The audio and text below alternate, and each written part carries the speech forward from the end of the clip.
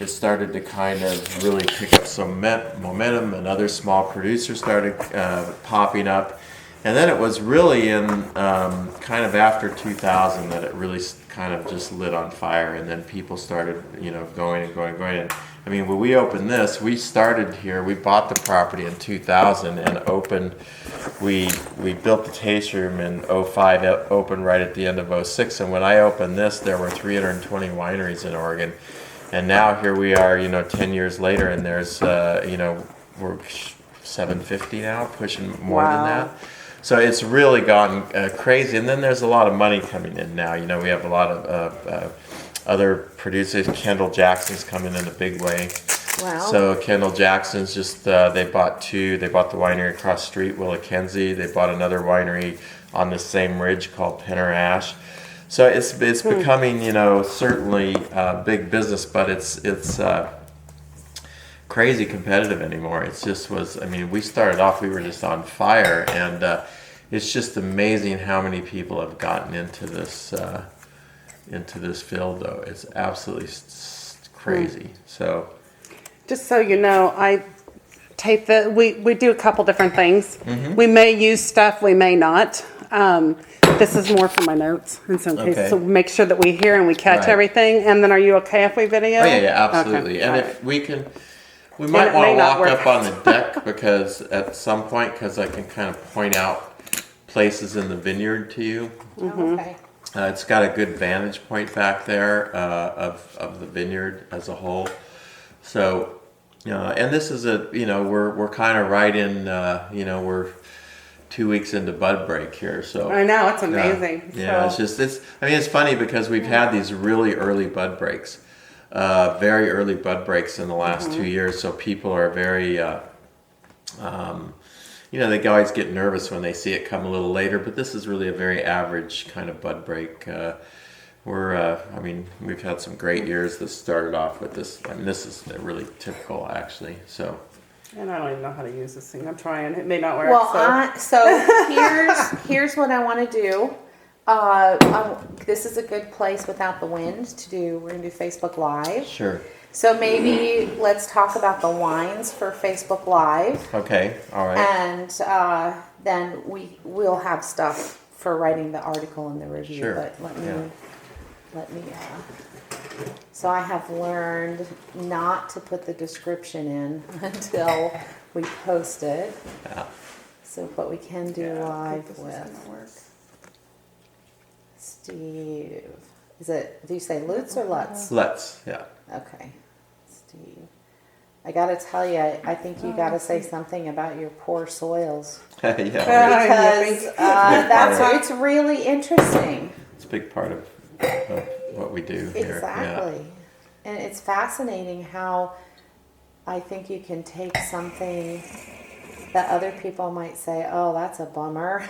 Yeah. And instead, okay, here we go. Let's see. We don't want it to be on me. We want it to be on you. There we go. All right. So I'll introduce us here. And it's Lenne, right? Right. Okay. Oh. Boy, I'm going to be like, have you already started? It's trying to connect. Actually, the internet may give us trouble here. You can go on my Wi-Fi if you need to. That's a good idea. Let me. Okay. Yeah, I don't know who you're on there, but. Well, I'm going to be on T-Mobile here. In just a Yeah, second. it might That not was get it smart. here. So. Let's see what happens. I might. It's actually just showing I don't have any bars. That's the problem. You can just put it on my Wi-Fi. Okay, what's your? Let's see if it can. It's the Asus. It's. Hold on, it's got to Oh yeah, the sun's not quite as. turn off. We stuck down the Wi-Fi Y. is Zeus. My husband usually comes and does And all this. password. It's Pinot Noir 1, just all lowercase. That's really Pinot Noir with the number 1, not the letter. Okay, Yeah. Pinot.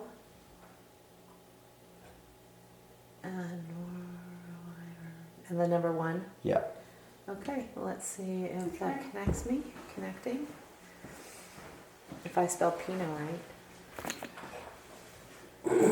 Checking the quality of your internet.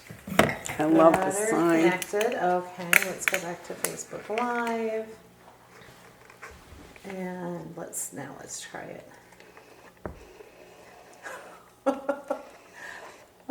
Yeah. Well, you might just have to record it. Did you not get a signal? It's not. You should get internet connection on there. You should let's take a look because you should be able to get on the network here. Okay, let's, here's, why it says I'm on there. No problem, but, Yeah, you're connected. yeah, I'm connected, okay. It's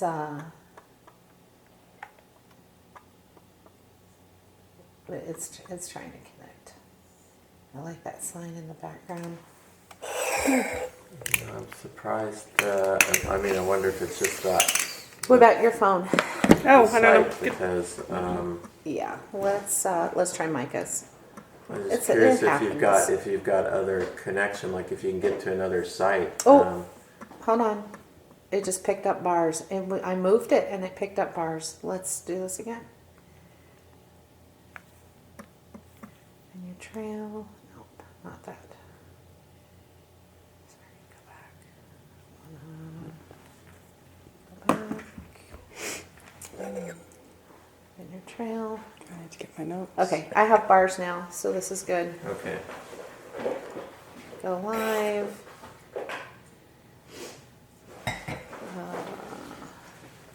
Is this your tasting cards? Yeah. Yeah. All right, great. Sorry. Sometimes the technology, we're all ready to go. But I know.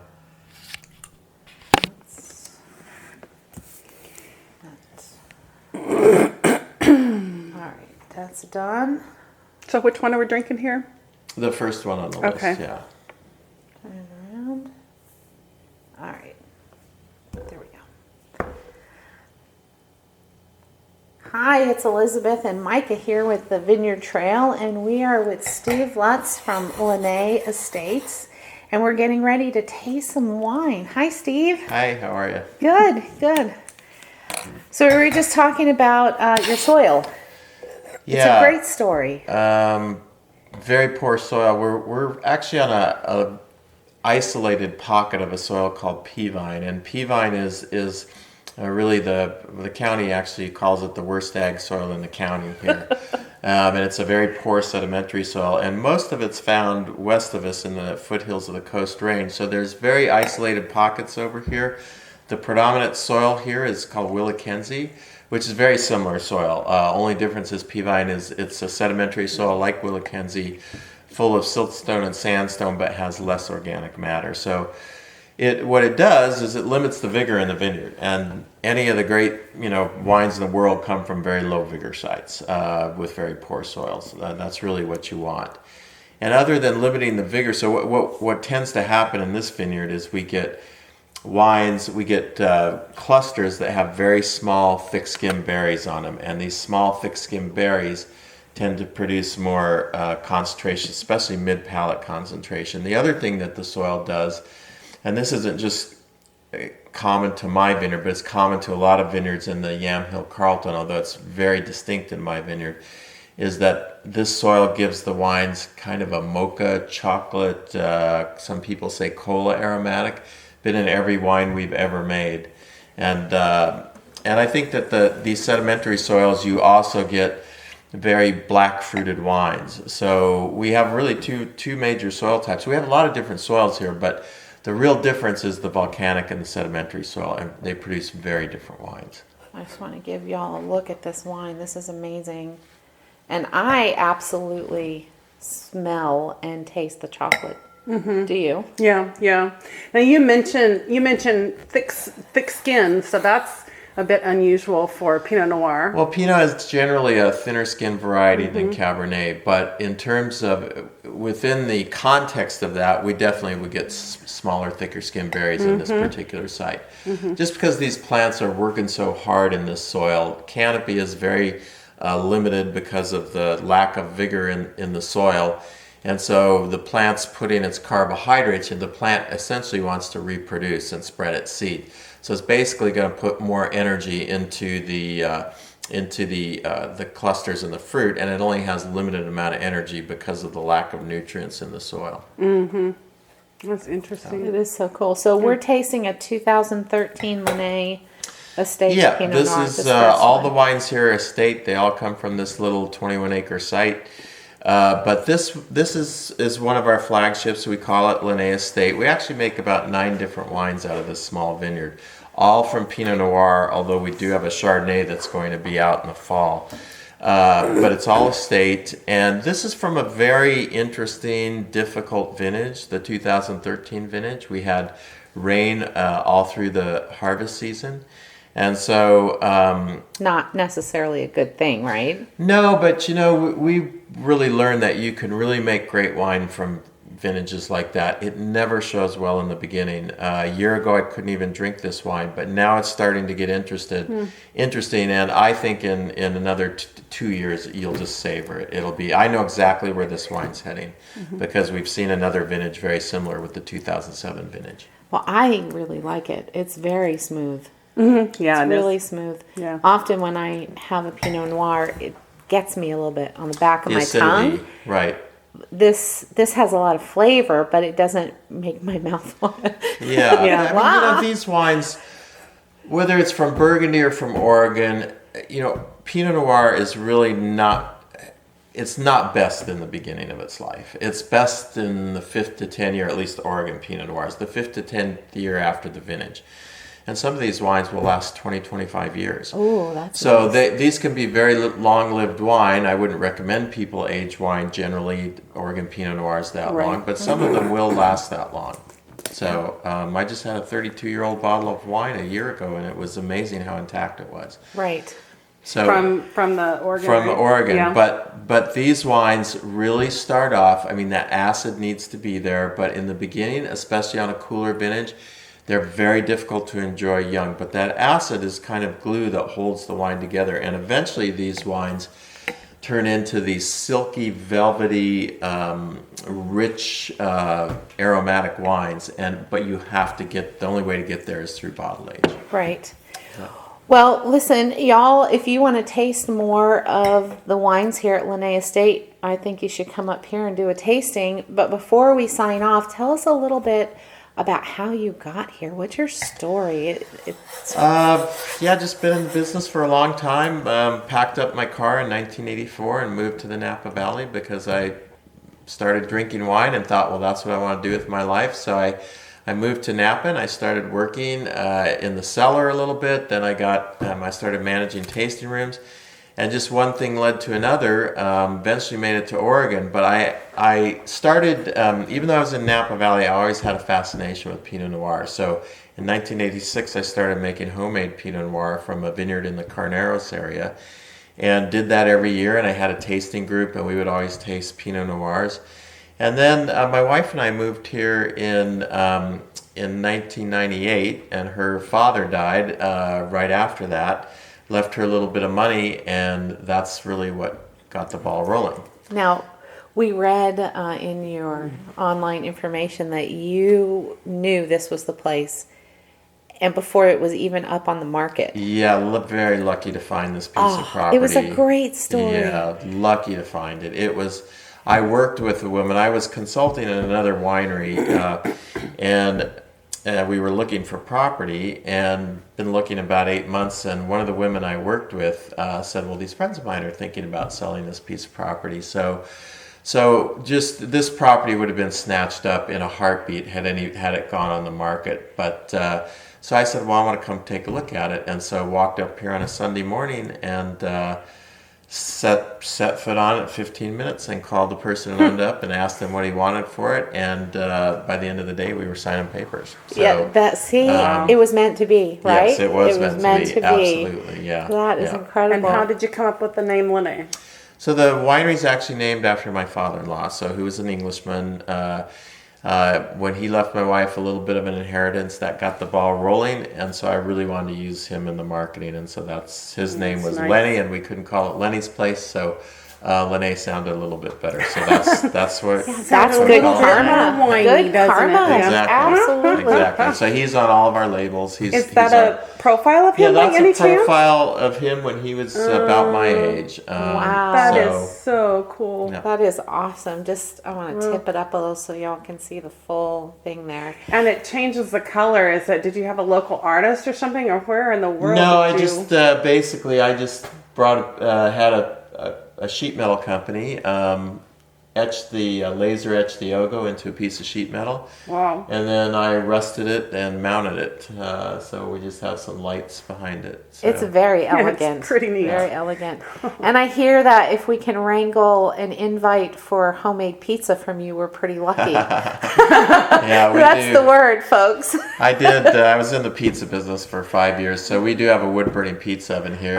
We're not a restaurant, so we only really do it for our club events, Right. private events. But we have a lot of fun with it. Well, awesome. Well, we're going to taste some more wines. I hope that you all make it out here because let me tell you, we've had one and I'm already a huge fan. So I'm going to sign off now. Everyone have a great day and watch for our official review of Lenne Estate.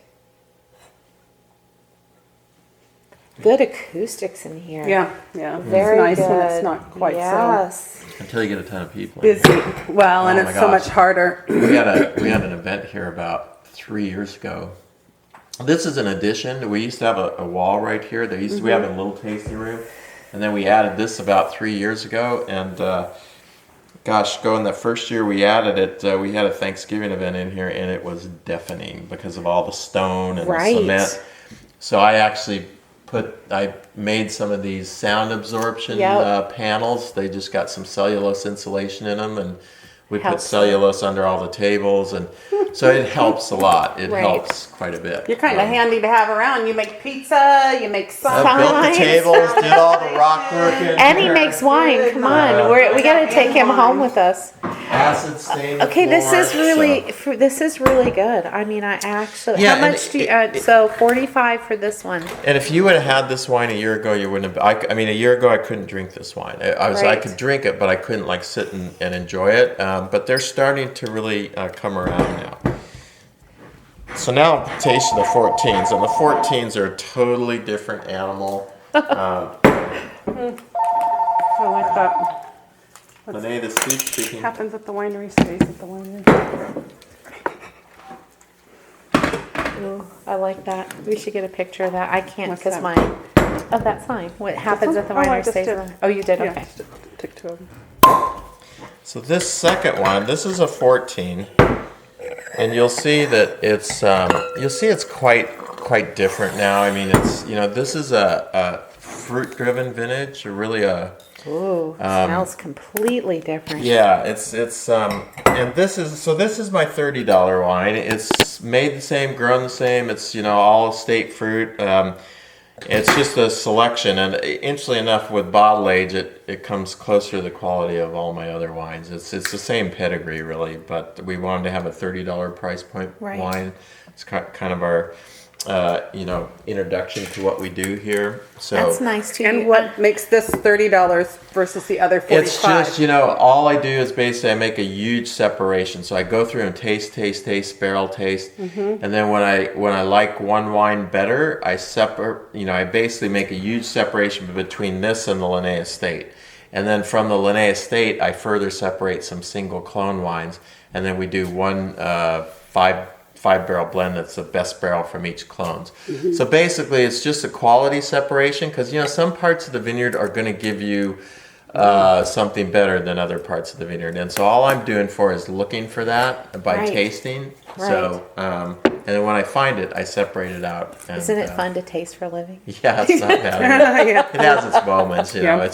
It's interesting because wine can be really, like last night I was here. I find that this happens more and more as you get older. Is that your palate and the pH in your mouth is just all over the place sometimes. I mean, I was tasting wines last night and just like, ugh, just nothing tasted good to me. And this morning, all of a sudden, everything is tasting good to me again. And I met a guy who owns a wine brand about 6 months ago. He was on a sales trip in the same distributorship that I have in Colorado, and he used to be an editor for the West Coast editor for the Wine Spectator, and so he told me, he said, you know, you ever go to your tasting room some days and you taste through your wines and they just all taste like crap? And I said, yeah, absolutely. He goes, well, he says, wine reviewers have the same issue. It's just that we had to get a magazine out, so we just had to review the wines regardless. Wow. And it's so true. That'd be a brutal job because it's. I find that it's depending on what's happening with the pH in my mouth, wines just taste totally different to me from one day to the next. But they'll all taste that way, though, not one or two. So. Well, that happened to me, but it was the opposite. So it was the very first wine trail that we went on in the States, in East Texas, east of Dallas. And we were at this place called St. Rose Winery, and they do muscadine. Oh, yeah. And I tasted that wine and I thought, wow, this is not bad. And then we got it home and opened it up to have a bottle, and I was like, why did I buy this wine? This is awful. That was on my we won't print this. That was on. We have my husband and I have a B, C, D, F rating system. A meaning we would buy a case. Right. B meaning we would purposely purchase a bottle and drink it. C meaning if you bought us a glass, We'd drink it. Or no, we would purposely buy a glass, but Right. just a glass. D is if you bought that for me, I would finish it. And E or F is I'd order one something drink, else. it goes Right. down the drain. Yeah. I think that was, and there was PFG. one other It was a one. G. Yeah. There's been a couple, including the ones I made at a home kit brewery thing. Those went Yeah. straight down the sink. But I tell this to people all the time. I actually have the same conversation. I say, you go to some tasting rooms and you buy a bottle of wine and you get it home, and it's not quite what you thought in the tasting room because You you're don't all keyed remember. up usually. You're in a Oh, yeah. mood to drink wine. But Yep. I tell them that my wines are the opposite. I think that the more when you sit with them, because the soil really gives that a certain texture to the back part of the mid palate. So it's almost like that fifth taste umami, when you get something savory, but it's a textural thing, but it kind of hits you on the same part of the palate. And I think all great wines should hit you there, and that means they come from the right kind of site. And I think when you're sitting with my wines, they hit you in that spot, so they're very satisfying. And you don't have buyer's remorse. I do that all the time. I go to tasting rooms sometimes when we're traveling, and I'll buy something, and I'll think, wow, that I was at a winery in Southern Oregon, and I thought, wow, these are the best wines I've had all day. And they probably were. It's just that the whole area, the wines were not, they weren't up here. They were kind of like here, decent wines. But I got those whites home. And every one of those whites that we opened, I thought, it's really good, but not nearly as good as I thought it was when we Right. bought it. Yeah. So Well, now with this, I know that it's not in there. But do you know the first taste? The first thing I taste? Cinnamon. As soon as I put it right there on the... a little bit. I mean, there is a clone in here, 777, and you can get that from that particular clone at times. Cool. Absolutely. Can I get a touch of the first one in this Yeah, one? you bet. Oh, you're going to compare them? Yep. Now it's going to be a weird comparison just because they're such different vintages. The 14 vintage was like really a hot vintage, but the 14 vintage was just a total anomaly in a sense that normally what happens when you get a really hot vintage is you get a lot of sugar in grapes, so you end up with these higher alcohol wines and the acid drops out. But the acid respires basically, and so what happens is just not very interested. I mean, some people like hot weather, hot climate wines, but hot vintage wines. But and in 14 we did have a really hot vintage, but what we also had is we had a huge fruit set.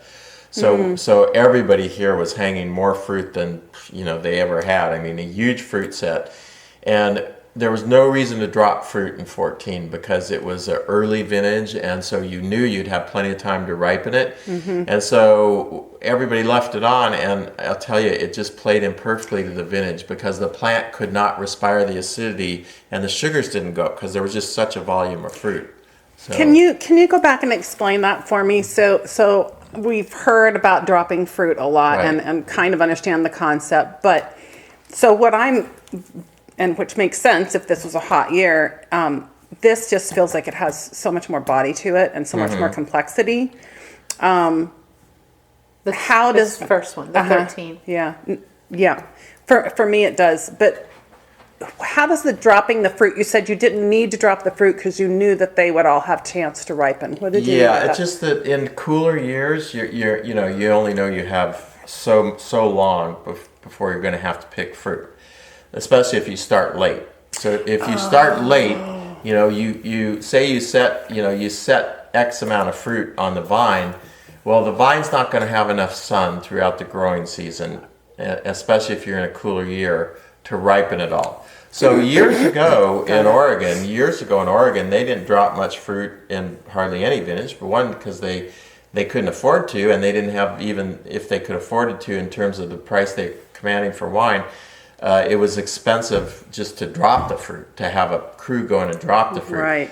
But that really started to change after about 2000. Then really in 1998 was a vintage where we had a very poor fruit set, and kind of the light went on in people's minds, like, you know what, if we have less fruit on the vine, it's going to be able to ripen it better. So in these, let's start dropping fruit. So people then started aggressively dropping fruit, and at that same time, people could command more for the wines, so they could do some of this work in the vineyard. Make it more economically feasible. Yeah, so routinely we would go through now and drop fruit, especially if we're in any kind of a late year. And if I was in a really late year, I've learned my lesson from 2011 where we did drop fruit, but I would have dropped even more. And 2011 was the coolest year ever. If we have a year like that, I will be so aggressive. You know, we will make a lot less wine, but it's amazing how. But then the price will go up. Am I correct? You know, not really. I mean, it's not really like that. I mean, you have to still base your price on the market, what the market will bear. So you can't, even if you have a year like in 14, everybody has a lot of wine. But the price didn't really go down. Got it. And in the years when you don't have a lot, So you're saving the It evens 14 for when. Evens out. Yeah, these 14s are going to be gorgeous wines with some bottle age, as will the 13s. But they're very different vintages.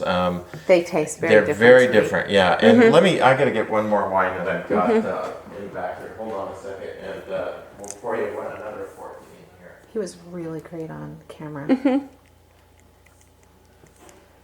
I wish they all could turn out so clear, because the acoustics in here are amazing. The acoustics are good, and there's nobody here. There's no background noise, which Yeah. is going to make a really good video quality. Yeah.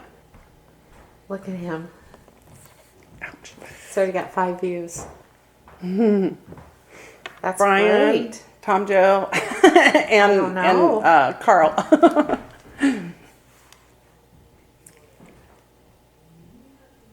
Steve Lutz from Lenne Estates, and we're getting ready to taste some wine. Hi, Steve. Hi, how are you? Good, good. So we were just talking about your soil. It's a great story. Very poor soil. We're actually on a isolated pocket of a soil called peavine, and peavine is really the county actually calls it. You are great. People are already watching it. Yeah. So, Good. yay. It sounds really good too. It does. We were just- So this wine, this is a different wine. This is a 14. This is the third wine on the list there, and a little different kind of, little different blend. It's got a lot of a clone called Pomard in it. It's a little more elegant than the wine you Wow. just had. Smell that before I open it up.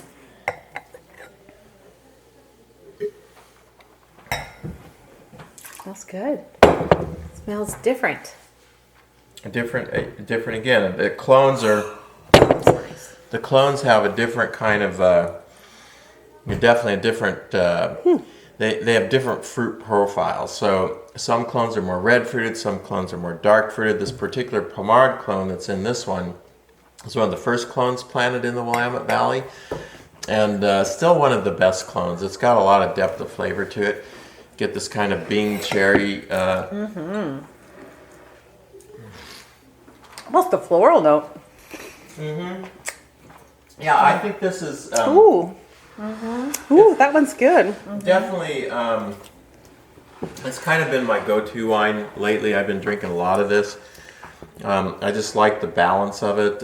Yeah. You know, again, Nice. it's hard for me. Like the younger wines, to me, the longer it takes a lot to float my boat as far as my palate, because I'm so jaded. I remember drinking good. 10 years ago, I used to drink young Pinots all the time and really enjoy them. But now it's harder for me, even my own wines, because I see where they're heading, and it's harder for me I get more excited about where they're going than where they are. Right. Yeah.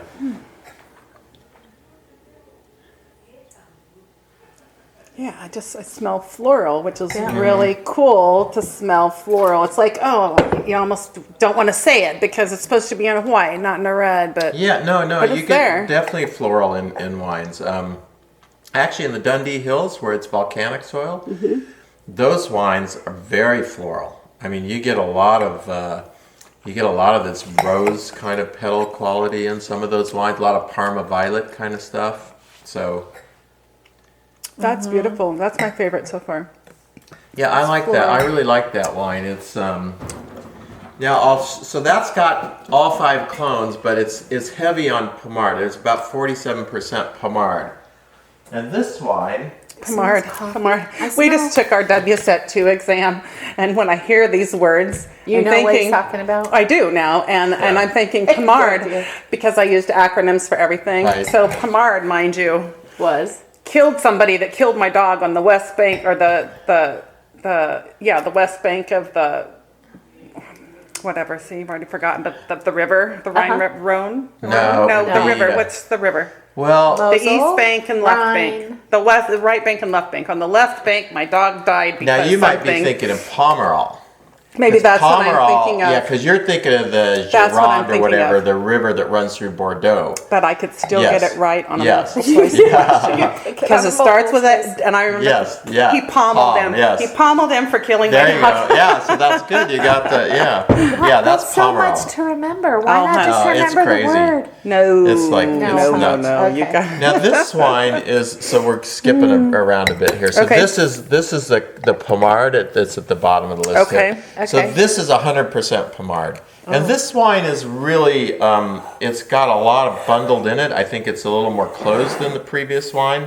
So it'll take longer to open up, but going to be a pretty interesting wine when it does. This But- tastes, smells a little tobacco to me too. yeah, you did. That's a common sorry. characteristic Is of Yamhill Carlton. Yeah. See, I don't have my W set, which I'll never have my W set Yeah. ever. Yeah. I like how you But- changed the label. Is that just timing of when the label changed, or is that a purpose? This is the only one we put under this label. Okay. It's always our $30 wine, and it's just a play on words. It actually means the nose in French, and it's really pronounced the same way, Lenne, but it means the nose. So it's just kind of a play on the name of the wine. That's cool. Yeah. Okay, so this is the one So we're doing that's now? 100% Pomard, this one. So you can see it's different yet. I mean, like I say, it's probably it's probably one of the 14s that I think is kind of lagging behind the other 14s just in terms of its development. And sometimes they do that. Some wines will be more forward and some wines will be more backward. But this will be this is going to be a pretty wine when it gets where it's going. Oh, Yeah. I already like it. Yeah, I mean, I do too, but That's nice. Okay. I Now, smell- because I taste it a lot at the front of my Yeah. mouth, that's front forward. you get a lot of this. Wow. I mean, this has got kind of Fruit. like a concentrated Bing cherry kind of. yeah, that's what, Very right on the Yeah. nose. A lot of fruit, but it still has a nice finish. I mean, it still Yeah. lingers. It's Yeah, lingering. no, it's. I like that. That's going to be an awesome wine when it gets where it's going. Very good. I really like that.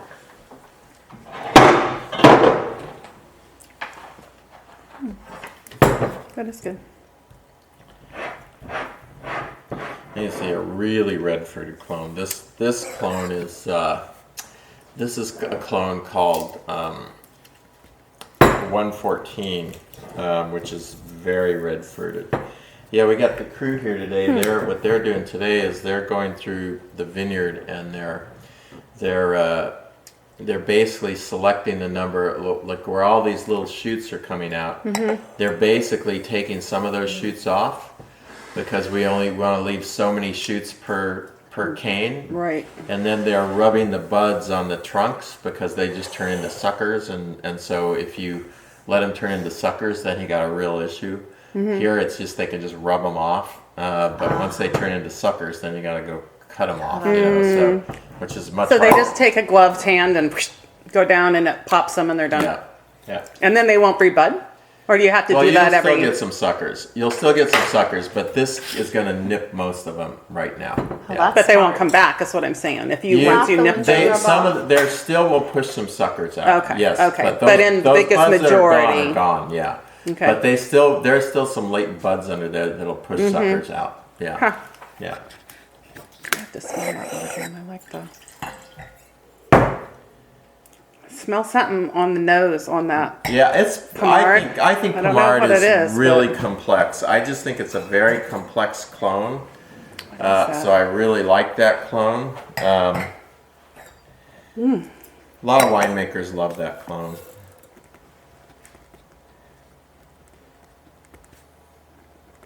Almost a bit floral on the nose too, but it's almost like a herby, something herbaceous. You would know herbaceous. Herbish? Try herbish and think Yeah. think of herbish when you smell.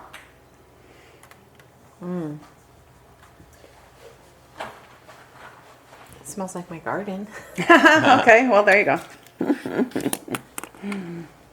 And you said you're going to have Chardonnay. Is that going to be out of your estate also, or are you sourcing those? I grafted some Pinot, like right when you come in through the gate. I took about 12 rows and grafted that over to Chardonnay. So Okay. yeah, it'll be all estate, it'll be exciting to have that. When you say you grafted it to Chardonnay, what was it previously, and what did you mean? It was Pinot, and Okay. so what happens is so I had a crew come and do it. They cut the trunk. They basically trim Okay. the head of the trunk off, basically, and then they take Chardonnay, a bud from Sure. Chardonnay, and they insert it in. They cut a Okay. little splice and splice it in there, and wax it and tape it up. So you've got the root Yeah. structure, but you've got the. Yeah. So it's just like It's a shortcut. Well, what's that? It is. It's like you can bud these plants over to anything. Yes. You basically lose a year, but then the following year it produces. So last year was Yeah. the first. We lost a year, and then Grafting. last year we got. I mean, it was beautiful fruit. It was just. It's amazing. I was surprised that we set as much fruit as we did, but it set beautifully last year. So so far so good. Yeah. So we have it in a pungeon, which is a bigger barrel. And then we have it in a couple stainless steel barrels. And then this year we'll buy another pungeon. And I didn't want to throw too much new oak at it this What is year. a puncheon? It's about 350 liters, so it's just a bigger barrel. So An oak barrel. Yeah, oak barrel. Okay. Yes, yeah. So Okay. yeah, so we want to give it. Oak gives Chardonnay texture. Right. But you can also over oak it. But it's not new. No, well, this puncheon's new. It We is. Put it in, yeah, brand new. So that's why I didn't want to get two new puncheons. Right. We That'd be started too off much. with a new one, then this year we'll add another one, and then we'll always have probably one new one and one more neutral one as we go forward. So yeah, it'll be interesting to see how it all. And then you'll comes out. blend those together between the stainless and the. Yeah, this year we'll blend the stainless and the puncheon together, and yeah, we should have that out in fall. So we're leaving it about 10 months in the barrel. Is that American oak or what? No, yeah, French it's French oak. French yeah. oak. Yeah. Puncheon. So it's a big barrel. Yeah. It's like the Yeah. ones we saw Yeah. at Yeah. where we took that big tour. Remember, and we looked down on the floor. Yeah. And they had the smaller barrels, which were normal. Right. Yeah. Yeah, you don't want to give it too much oak. I mean, it's a small Surface barrels. I area mean, we kind could of put it in thing. small barrels, but I didn't want to for this because I didn't want to get too much oak. But I wanted it to get the characteristic that Right. oak gives. Oak really changes the texture because it's really a slow oxidation in a way. So it really changes the texture. You're going to get more of that silky, creamy texture, which I want, but I don't want the heavy-handed oak. Right. I don't want it to be like a That makes California sense. Chardonnay, I don't like a lot of oak. The old California Well, Chardonnay. we were at PDX Urban Wineries when we Yeah, came in on that's it. Sunday, and Viola and Jan Mark, we tasted their Chardonnays. If they hadn't told me it was a Chardonnay, I would never in a million Really? years Yeah. have said Chardonnay, and because it wasn't creamy, it wasn't Right. buttery, it wasn't Yeah. any of that. And it wasn't the crisp, clear, clean It either. wasn't a Right. crisp. clear- It wasn't the no. stainless versus Uh-huh. it wasn't one or the other. It was somewhere in between with a funky smell. So, which Oh, are yeah. you shooting for? Something in the middle of that, or more the traditional No, Chardonnay? we're going to traditional, a really traditional. Well, maybe in the French tradition, more of a traditional Chardonnay. We're definitely it'll take us 2 or 3 years before we really define exactly what we're looking for. I mean, we kind of know. I know what I'm looking for, but how we're going to get there. So we'll probably let it sit in these pungeons. We'll let it sit on the lees. Won't really rack it off those lees, do anything to those lees. We'll just let it sit there, keep it topped, and then we'll clarify it and bottle it. So we want to get it. We want some of that creamy, silky texture. That's what I without like. heavy-handed oak, butterscotch kind of flavors. So we still want the fruit to shine through, but we definitely want to give it some of that texture. Yeah. Oh, we got to come back when he's taken that. Yeah, it'll be exciting to see how it all pans out with that. And this wine I'm going to pour for you is a You 114. done with these? yeah. This is you'll see this smells different again. This is a different fruit profile. It's the 114 clone, and it's the most red fruited clone. So I always get kind of a black raspberry out of this particular wine. Very red fruited. I'm not dumping that one out.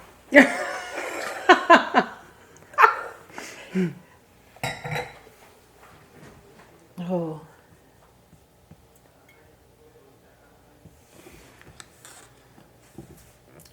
We hate to waste.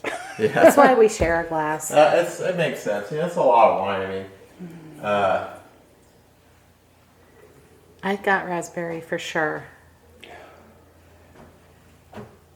And something else, which I can't tell. We need Brian's nose. Mm-hmm. There's 4 of us that we usually do this together, and we all have Right. our own talents. yeah, You know? that's wine. I mean, it's people have different abilities to perceive different things. So this one that I'm pouring, you can kind of compare. This has a little 114 in it, but this is an interesting wine. This is called Kill Hill. And this is a combination of 114 and 667, and it's really comes from a specific part of the vineyard, which is up in the corner there. We call it Kill Hill because it's got the worst soil in the whole vineyard. And we had lots of dead vines when we planted that. So I used to always just refer to that as Kill Hill because we couldn't keep anything Wow. alive. And it's usually the biggest and richest of all the wines. Yeah, absolutely. And look at the color, kind of, actually. I mean, they're very similar, but around the edges, you get more of the clear color there, and it's That's almost more like garnet. more. Yeah, this one's more purplish garnet. This has a little bit of a browner hue, Uh-huh.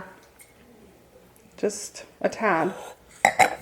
Yeah, this is That's complex in my yeah, mouth.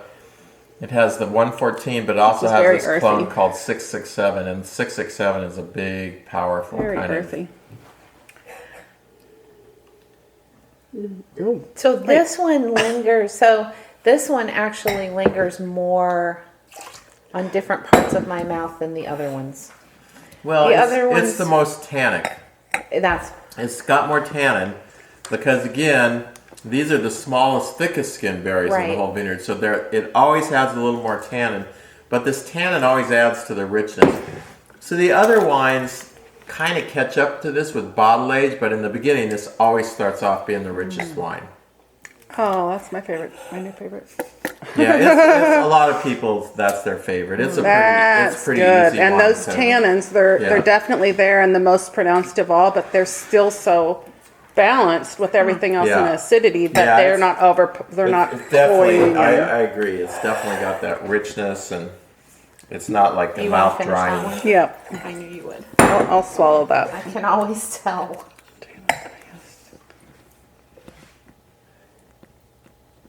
Oh, that's good. Chocolate. Yeah. Getting chocolate at the And end. this one is this is a really interesting wine. This wine is this is a blend of my 5 best barrels. So it has 5 different clones in it, and I love the balance of this wine. It's just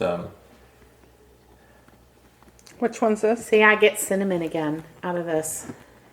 So it was that this is called one. Saint-Cloud. Saint-Cloud. That means the 5 chosen or the 5 elected. And this is the last one. This is Saint-Cloud, the 14th Saint-Cloud. Oh, okay. Ooh. That's nice. That's smooth. Yeah, it's really got great balance. It just it stays all across your palate, but doesn't have as much tannin as the previous wine. It's more elegant than the previous wine, but You could do that without food. Some of these probably do really, really well with food. Yeah. That you could just sit and drink a glass of. That's going to be a rockin' wine when it gets some time in there. Yeah, that's good.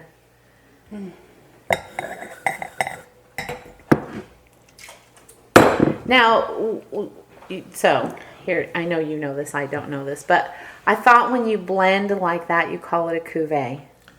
But you don't have to call it a cuvee. No, I mean cuvee just means blend. So you can blend anything together and call it cuvee. But this is here. What we're doing is we're just taking the 5 best barrels and we're giving it. It's so representative of the vineyard because it's got all 5 blocks in it. Okay. So it really, you could call it a cuvee, but cuvee is generally meant for the way it's used in marketing is for kind of a lower tier blend. Okay. That's usually the way cuvee is used. That's good to know. I didn't know that. And it's according to the WSET lady, it's an American term that we've made up to say blend, and it really means nothing. It's it really means nothing. Yeah, well, it's like a lot of things. It's like reserve. What does reserve mean? Right. Well, from a reputable word. producer, it means the best that they have to offer. But when you started seeing it show up on bottles of white Zinfandel, it just kind of diminished the. Right. Now this wine, this is the last one here. So this is the 08 version of the first wine. So this is a wine. This is a epic vintage in Oregon. I held back a bunch of the 08 because I just thought it was a fantastic vintage. And you'll see that this wine still has a long life ahead of it. But you'll see it's different. That it smells different than the other wines. It does. Oh, it smells and tastes different. It's black. Oh, that smells good. Are you tasting cinnamon or smelling cinnamon in any of these, or is it just me? I'm not getting that, but that doesn't mean it's not there. No. Yeah, no, I'm not. That is really interesting. Whoa.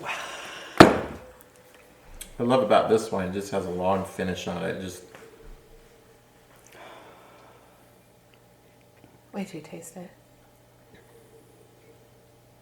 It has some, okay, this is going to sound funny, but some mechanical type smell. Mechanical. I know, not petrol, not gas, but No, I know what you're saying. kerosene. rubber. Maybe I'm thinking I know rubber. what you're saying, but Do you know what I mean? yeah, it's, you know what? I'm thinking of a don't smell tractor. Maybe it's earthy. Maybe it's rubber. Maybe it's.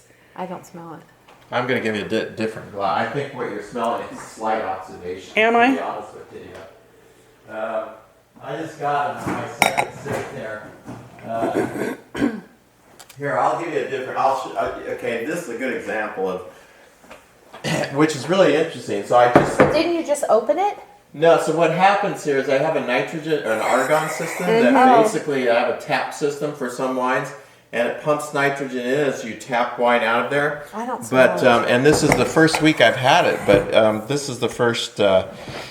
So you kind of smelled it too. I smelled a little bit of oxidation in there. So, Maybe that's what it is. I just don't know what to call it yet. Yeah, it should, oxidation. and it's a little bit disconcerting because that's why I bought the system to keep that from happening.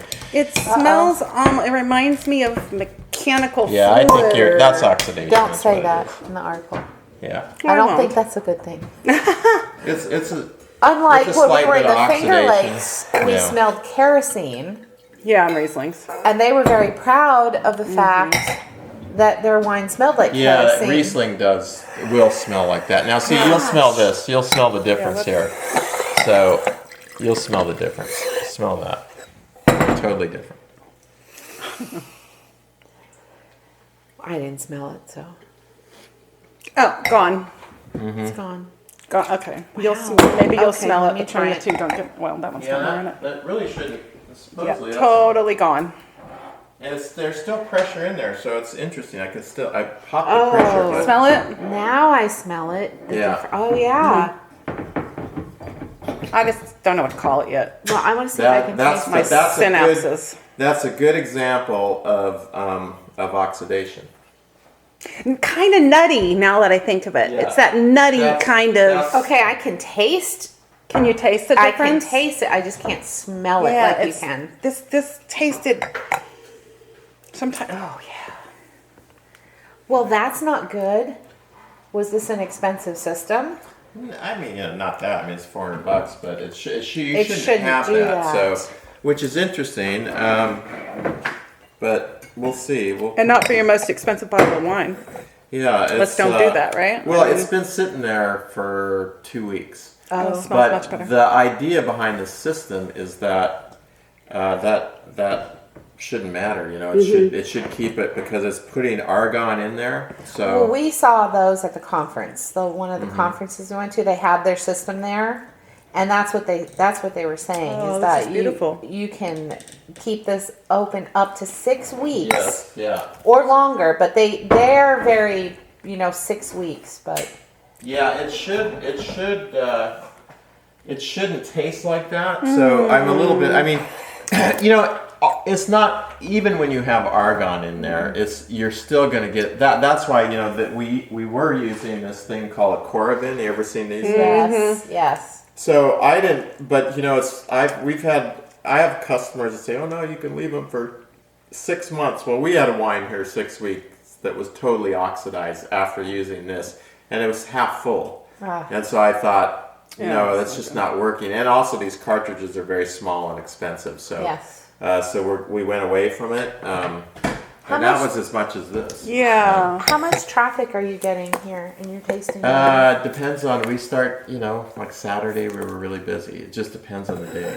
So yeah, it's more and more, we're seeing more and more and more out of state traffic here, which is a good thing. That's what we want. Very Yeah. good.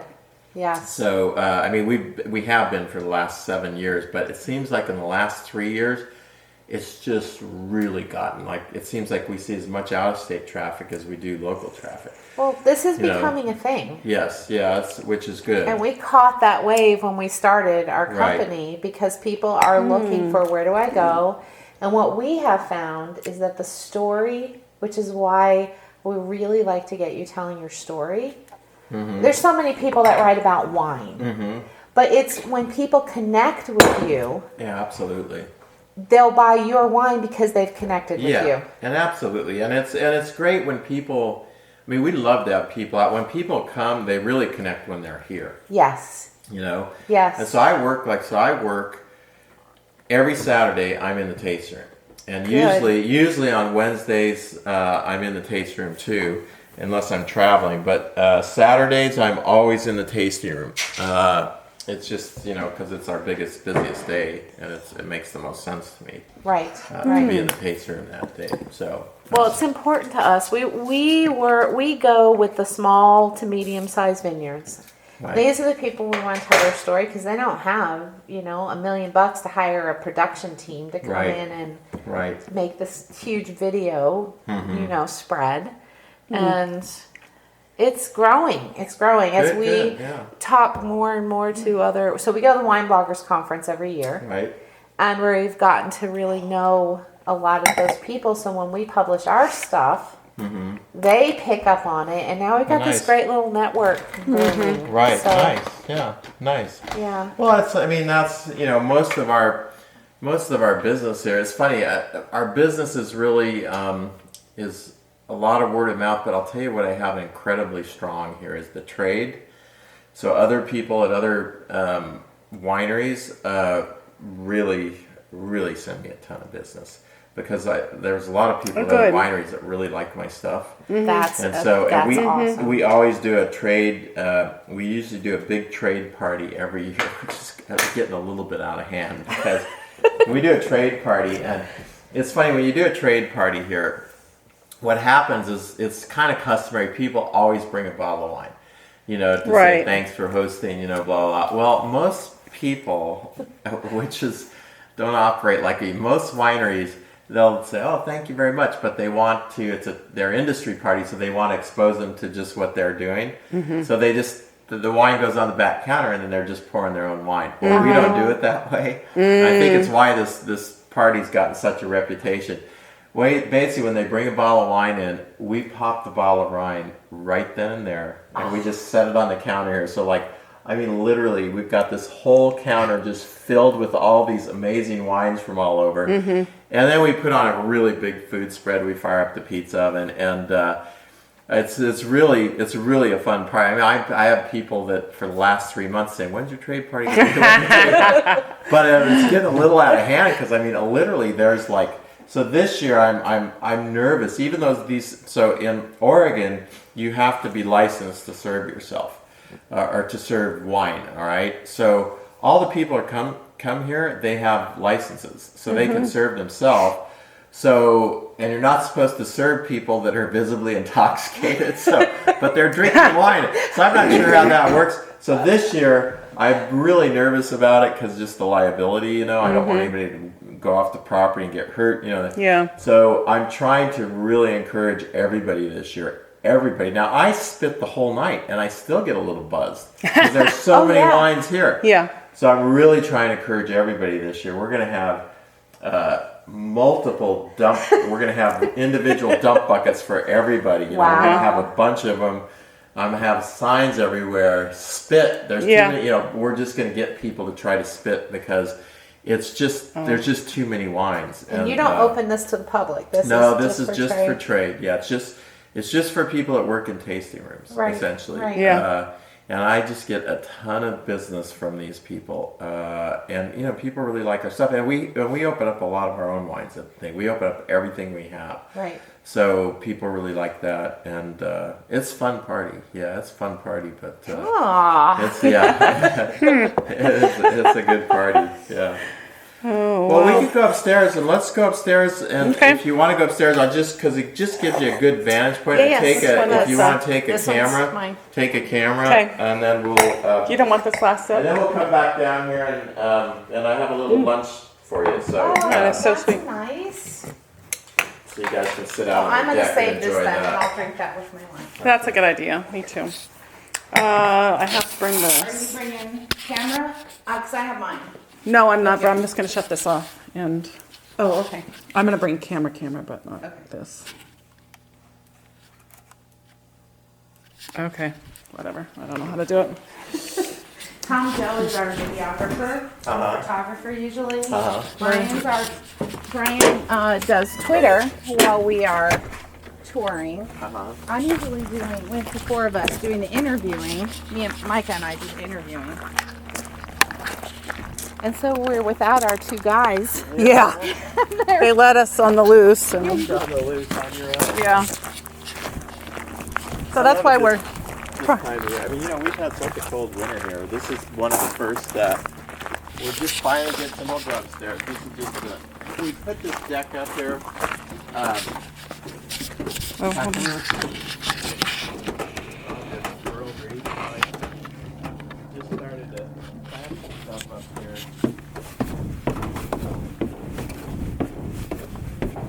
Anyway, it's nice up here because you get a good vantage point of the vineyard. Yeah. And so that wine that you guys liked, that was the rich one. I'm like, which one, right? They were all Which good. one? But the one that the Kill Hill, so that block Yeah. up there, back there, working up there now. That's Kill Hill. That's Kill Okay, Hill. hold on. It's split in half. The 114 is on this side, and up where the guy is, that's 667 up there. And then, Kill Hill. yeah, that's a tough place up there. It's interesting because it has a spring in the middle of it. So you see where the tree is there? That's a wet spot.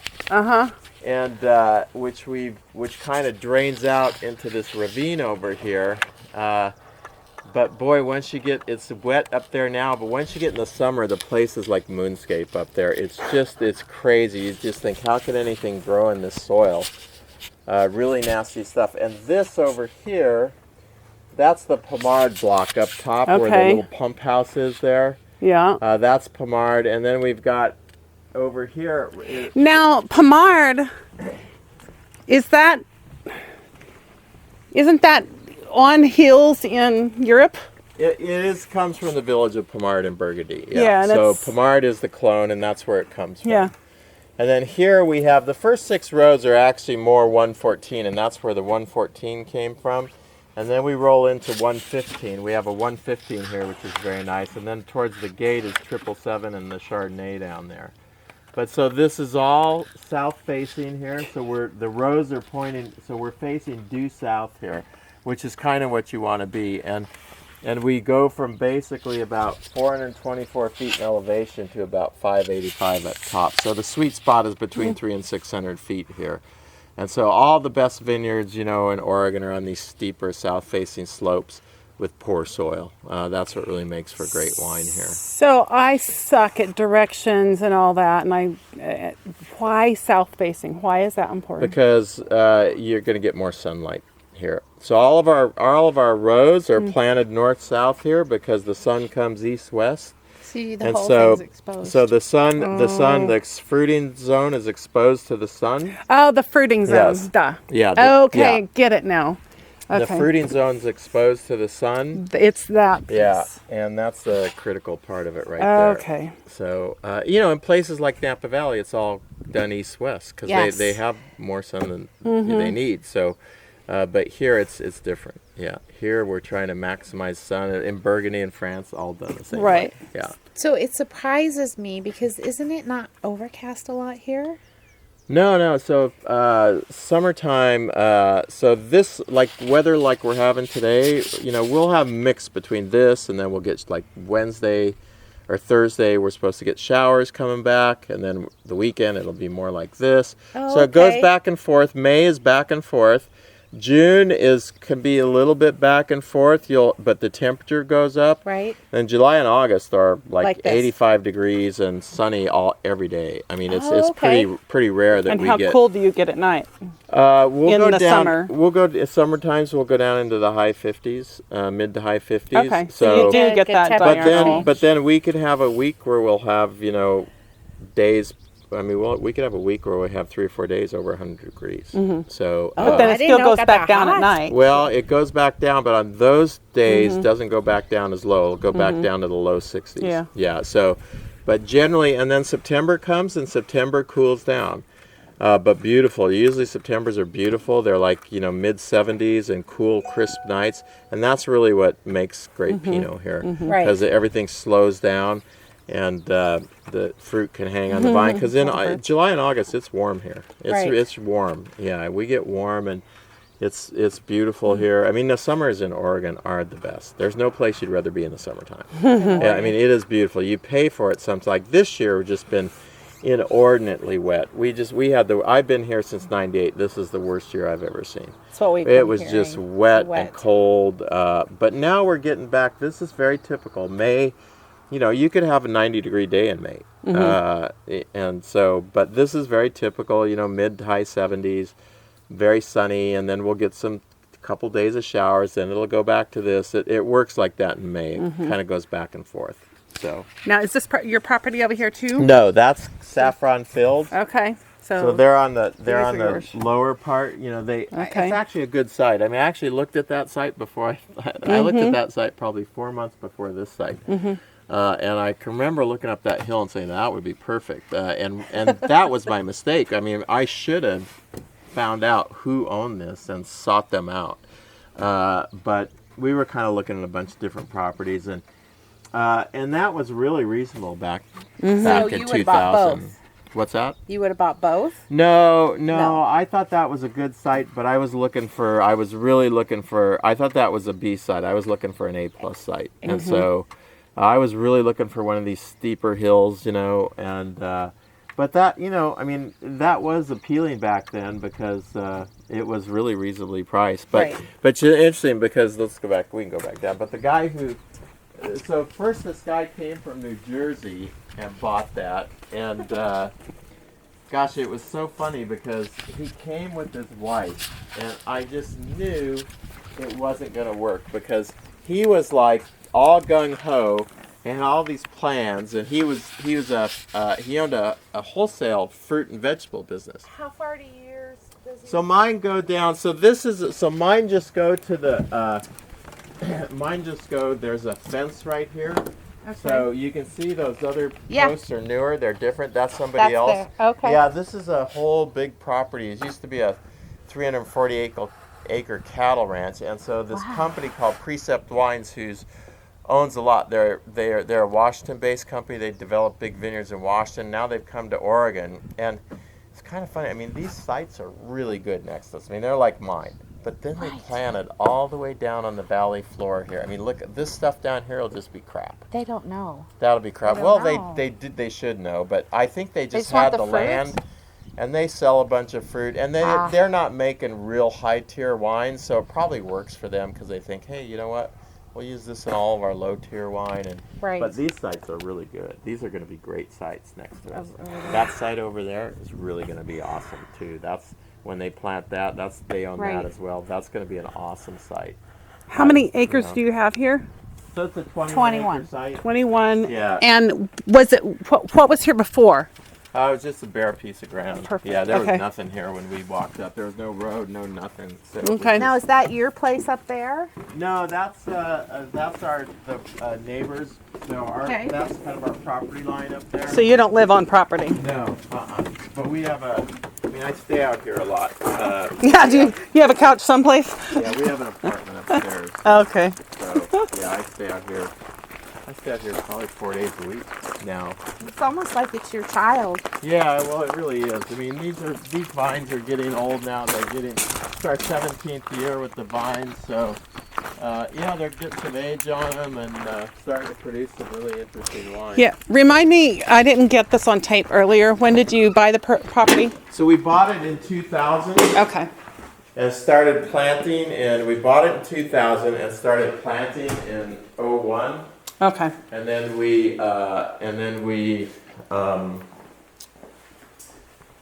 planted in 01, and then we built a tasting room.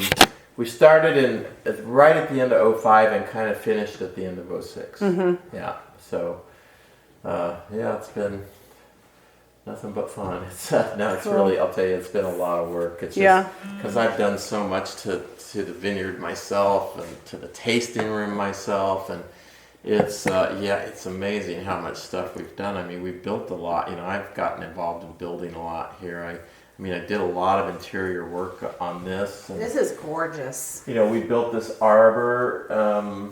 We built the arbor in 08. We built a pizza oven. In fact, we just built another little outbuilding last year. A guy that helps me and I did it. Yeah, so it just keeps, it's never a dull moment. Right. So. I bet not.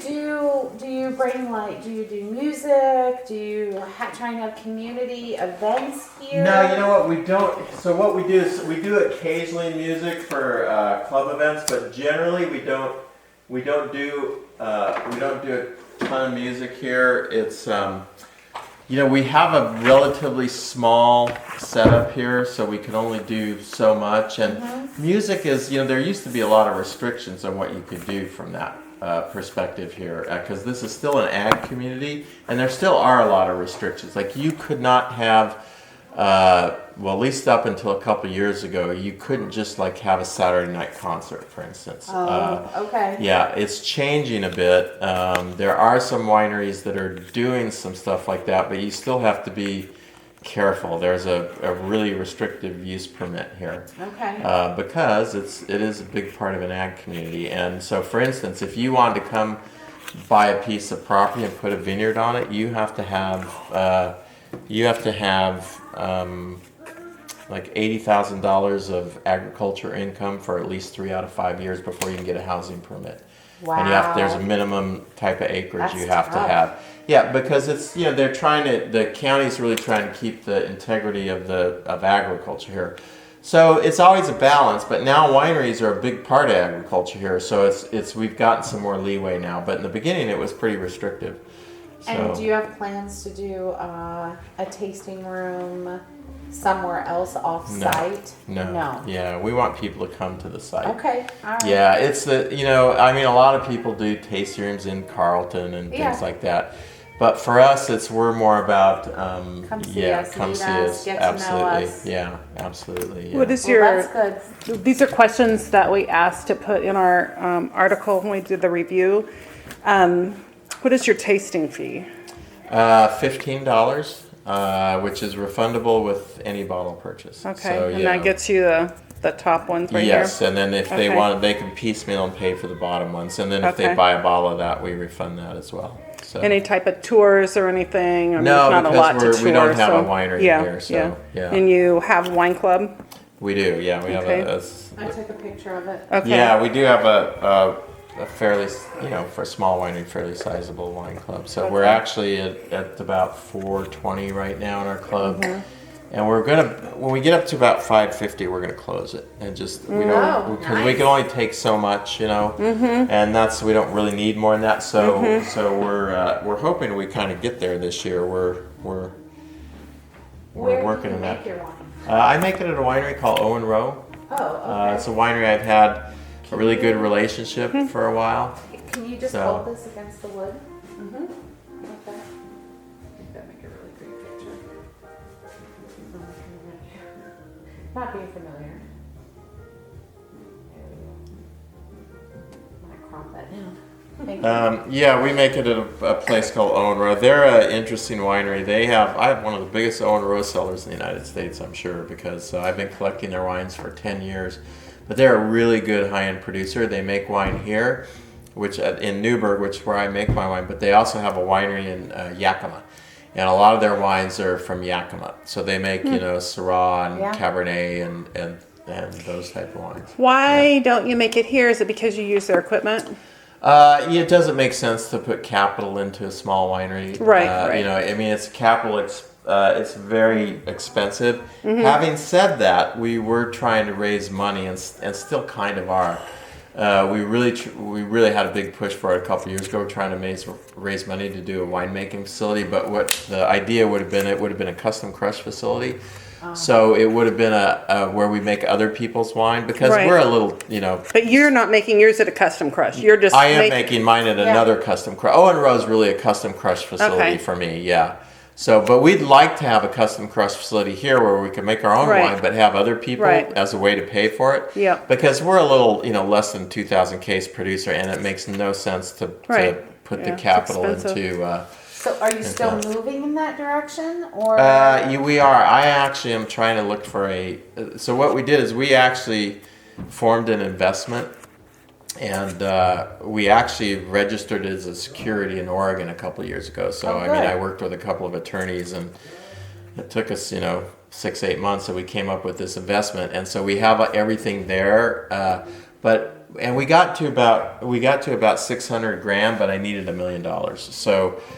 So we're actually looking for somebody who's a big pocket investor who wants to come in an equity way, and we're actually looking for somebody who can put in $600,000 because I can raise $400,000, but raising $1 million was difficult with a bunch of small, because I have an investment that's got $25,000, $50,000, and $150,000, and most of the people interested were at the $25,000 level. Right. So we need somebody who wants to get involved in a bigger way. And if we find that, we'll build it. So because we can raise. I've got a whole list of people that are interested in it. So, but again, to actually get people to write checks was hard to get people to write $1 million worth of checks. Yeah, we got 3/4 of the way there, and I said, all right, we're not going to get and I just don't want to go to it undercapitalized. No. Mm-hmm. So we'll see. We're interested Well, in we'll it. keep our ears open. I mean, it'd be ideal to find I had another wine producer would have been ideal who had a fair amount of money, and he would have been perfect investor for it. But he had somebody making his wine who's a very, touted winemaker, and he was nervous about switching that, so it just didn't quite work out. But he would have been just ideal. He would have saved a ton of money and still had. We would have done a really good job on his wine. But Well, yeah. you never know. Yeah. Well, I'm actually going to approach him again because he may have changed. But You he. could roll it in the back of his head. Yes, exactly. Yeah, Right? Exactly. Yeah. Yeah, exactly. Time does that. Yeah, exactly right. Well, I'll tell you what, you guys, I have plenty more wine, so if you want to try some wines while you're out there, you can feel free to. I'll bring out a couple more glasses for water, but you can feel free to. To help yourself and take anything out if you want to just. And then I'm going to go get some little food plate for you together. And Thank you for doing that. oh, my That was pleasure. really My nice of pleasure. you. Yeah. So. Yeah, I might. I don't remember which one. I think it was number 2 that I tasted cinnamon in. It was this one, the 2014. Yeah. Your third. I know it's. So your that's $30 that one. row. Let's see. We'll line them up just as they're on the list. Okay. there. Right. And so you guys can help you now. The Eleanor's, yeah. So that's how they were on the list. Okay. For you guys. It started to kind of really pick up some momentum, and other small producers started popping up. And then it was really in kind of after 2000 that it really kind of just lit on fire, and then people started, going. And I mean, when we opened this, we started here. We bought the property in 2000 and opened. We built the taste room in 05, opened right at the end of 06. And when I opened this, there were 320 wineries in Oregon, and now here we are, 10 years later, and there's, we're 750 now, pushing more than Wow. that. So it's really gone crazy, and then there's a lot of money coming in now. We have a lot of other producers. Kendall Jackson's coming in a big way. Wow. So Kendall Jackson's just they bought 2. They bought the winery across the street, Willackenzie. They bought another winery on the same ridge called Penner Ash. So it's becoming certainly big business, but it's crazy competitive anymore. It just was. I mean, we started off, we were just on fire, and it's just amazing how many people have gotten into this field. Though it's absolutely crazy. So, Just so you know, I tape we do a couple different things. Mm-hmm. We may use stuff, we may not. This is more for my notes in some cases. Okay. So make sure that we hear and we catch Right. everything. And then are you okay if we video? oh yeah, absolutely. Okay. And All if right. we can. We might it want may to not walk work. up on the deck because at some point, because I can kind of point out places in the vineyard to you. Okay. It's got a good vantage point back there of the vineyard as a whole. So, and this is we're kind of right in, we're 2 weeks into bud break here. So I know, it's amazing. yeah, So- it's funny because we've had these really early bud breaks. Very early bud breaks in the last 2 years, so people are very, they always get nervous when they see it come a little later, but this is really a very average kind of bud break. We've had some